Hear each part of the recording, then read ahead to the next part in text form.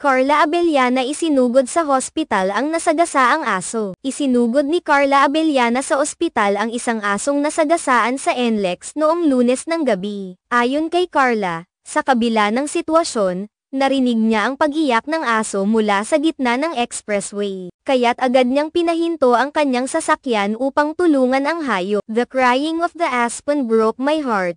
I couldn't just leave him, her there alive or not. And as soon as we managed to park safely by the side, I grabbed my blanket and just ran for my life on the side of the road, looking for the hit-and-run victim. We couldn't find him, her and I was starting to panic, sabi ni Carla. Sa kabutihang palad, ayon sa aktres, nakita ng kanyang personal assistant ang aso. Sa ngayon, pinangalanan ni Carla ang aso na Poppy, habang hindi pa siya nakakapag-isip ng mas magandang pangalan para dito. Everyone, please break for animals on the road. I am begging you. And if you could save a life, please do. Mensahe niya sa mga motorista. Ang insidenteng ito ay nagbigay diin sa responsibilidad ng bawat isa sa atin na alagaan at pangalagaan ang mga hayop. Ipinakita ni Carla ang kanyang malasakit sa kalikasan at sa mga hayop, na madalas na nagiging biktima ng mga aksidente sa kalsada. Ang kanyang mabilis na aksyon ay nagligtas sa buhay ng isang walang kalaban-laban na hayop,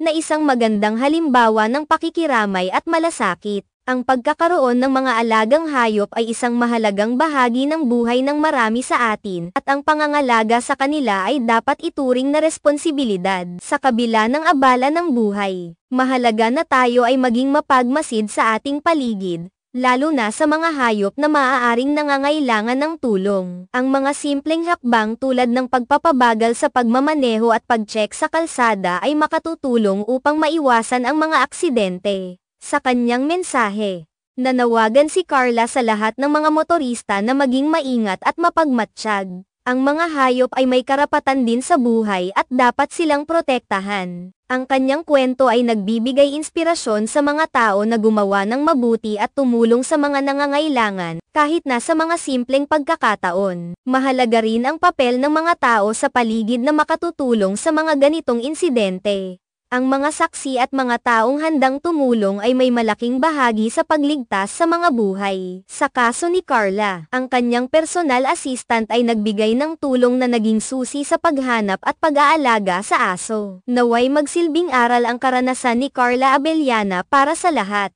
Hinihimok ang lahat na maging responsable at maawain, hindi lamang sa mga hayop kundi sa lahat ng nilalang. Ang simpleng pagkilos ng pagtulong ay maaaring makapagbago ng isang buhay. Sa huli, ang kanyang kwento ay nagbigay diin sa kahalagahan ng pag-aalaga sa mga hayop at ang ating responsibilidad bilang mga tao na pangalagaan ang mga hindi kayang ipagtanggol ang kanilang sarili. Sa kabila ng mga hamon sa buhay, may mga pagkakataon pa ring makapagbigay tayo ng liwanag at pag-asa sa iba.